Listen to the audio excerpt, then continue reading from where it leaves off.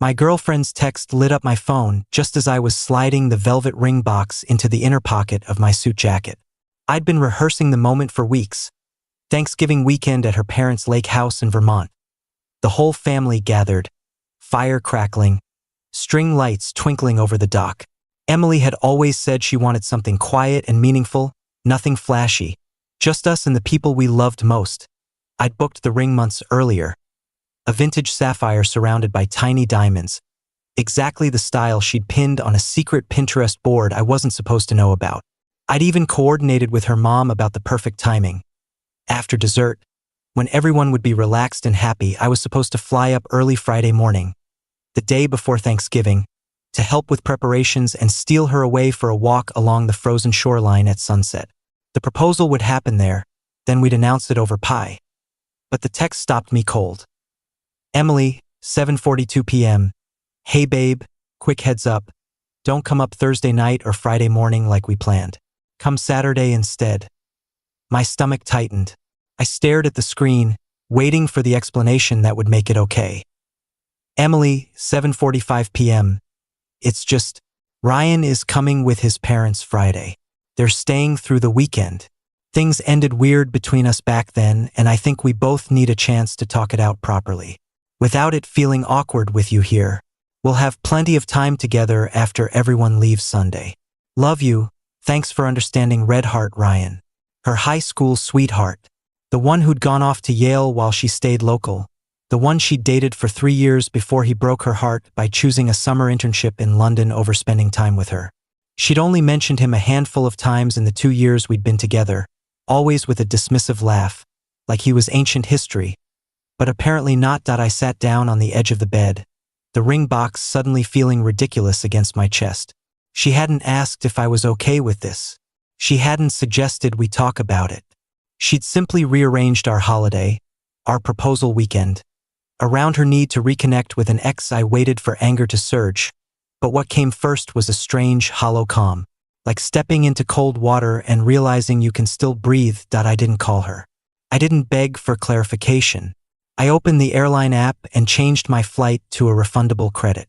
Then I walked to the jewelry store downtown, the one with the soft lighting and the patient sales associate who'd helped me choose the sapphire. She remembered me. Everything all right? She asked gently when I placed the unopened box on the counter. The timing isn't right anymore, I said. She nodded, no questions, and processed the return while I stared at the display cases full of promises other people were still keeping. Back home, I didn't pace or throw anything. I just started packing.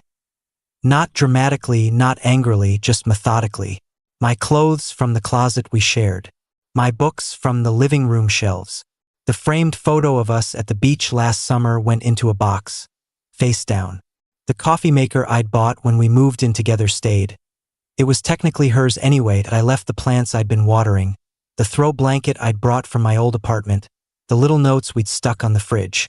Everything that was truly mine fit into 2 suitcases and 3 boxes. When the apartment looked like it had before I moved in, her furniture, her art on the walls, her life uninterrupted. I left my key on the kitchen island next to the note I'd written in steady handwriting. I've respected your request. I won't be coming for Thanksgiving. Take care. I didn't sign it with love. I drove to my sister's place in Boston that night. Laura opened the door in pajamas, took one look at my face, and stepped aside without a word. Her husband made up the guest room while she poured me a drink I didn't really want. Only after the kids were asleep did she ask, quietly, what happened. I told her everything. When I finished, she was silent for a long moment. She didn't even ask how you'd feel about it, Laura said finally. She just decided. Yeah, I said. That's what made it so clear. Thanksgiving came and went in a blur of my niece's laughter and too much pie. My phone stayed mostly dark. No frantic calls, no apologies. Just one text on Thursday afternoon. Emily, 3:17 p.m. Hope you're having a good day with your family. Miss you, Red Heart. As if nothing had changed. Friday evening. The call came. I was helping Laura baste the turkey leftovers when my phone buzzed insistently. Emily's name on the screen. I stepped onto the back porch, cold air hitting my face. Hello? Her voice was thick with tears, ragged in a way I'd never heard before. Oh my God. I can't. I don't even know where to start. I waited. Ryan brought someone. A woman. He's engaged. They're expecting a baby in March. He announced it at dinner last night, stood up with this whole speech about new chapters and gratitude for past relationships that helped him grow into the man he is today. Everyone clapped. My parents clapped. I sat there smiling like an idiot while he talked about building a future with someone else. She was crying hard now, breath hitching. I feel so stupid. He kept finding excuses to talk to me alone all day Friday, asking about my life, saying he regretted how things ended, that he'd always wondered. I thought maybe, and then this, in front of everyone. I listened to her sob, the wind rattling the bare trees around Laura's yard. I need you, she whispered. I messed up so bad. Please, can you still come tomorrow? I need you here. I see it now. You've always been the one who… Emily? I said quietly, cutting her off. She went still. I'm not coming. Silence stretched between us, broken only by her shaky breathing. What do you mean? I respected your request. You wanted space to reconnect with Ryan without me making it awkward. You got that. I'm spending the holiday with my family. But I didn't mean… You did? I said, calm and certain. You made a choice. I made mine. She started crying again, harder this time, words tumbling out about how humiliated she felt, how her mom kept giving her pitying looks, how she couldn't believe I'd abandoned her when she needed me most. I let her talk until she ran out of steam. When she finally asked, voice small, "So that's it? You're just done?" "Yes," I said. "That's it." I ended the call. Saturday brought the texts. First confusion. Did you really mean that? Then hurt. This is really cruel. It's Thanksgiving weekend. Then anger. My family is asking why you're not here. I don't know what to say. By Sunday. The tone had shifted to bargaining. I know I hurt you, but we can talk about this when I get back. We can fix it. I didn't respond to any of them. Monday morning, I woke up early and drove back to the city. I found a new apartment listing online. A small one-bedroom in a different neighborhood, with big windows and hardwood floors and no memories of her. I signed the lease that afternoon. The move took less than a week. Friends helped carry boxes, asked careful questions, accepted my simple answers. By the time Emily returned to the city, my old key wouldn't have worked anyway.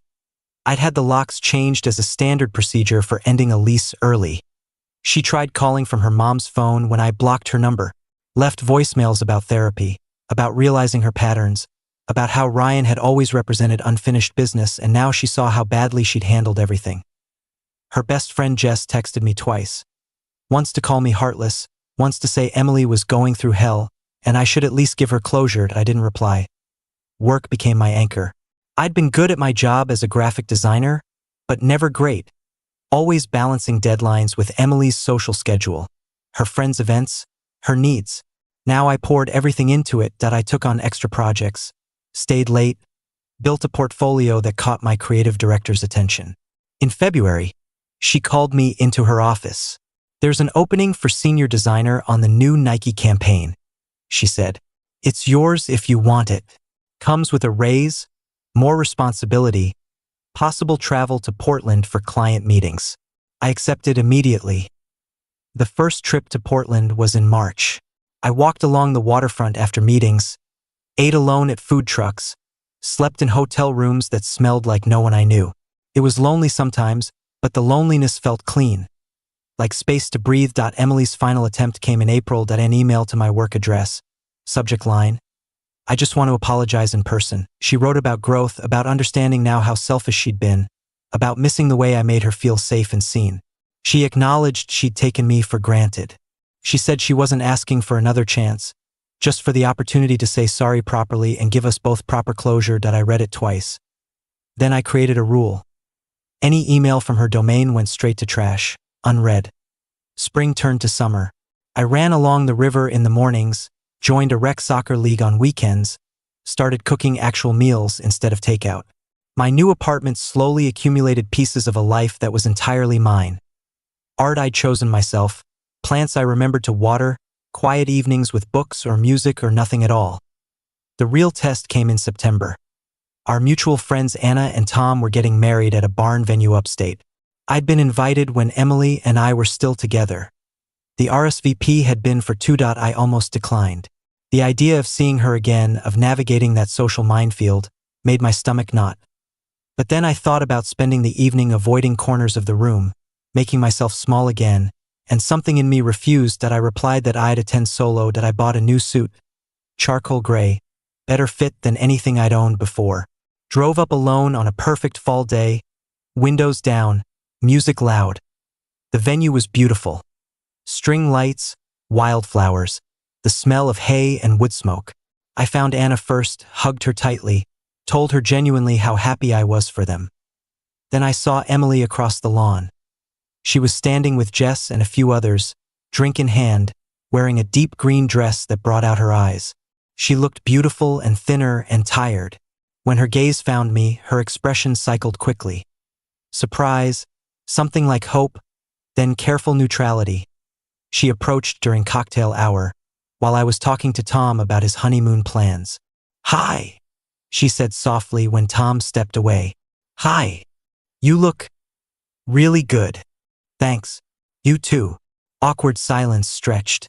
She shifted her weight, searching my face for something. Anger? Sadness? Anything she could respond to. "I didn't think you'd come," she admitted. "I almost didn't."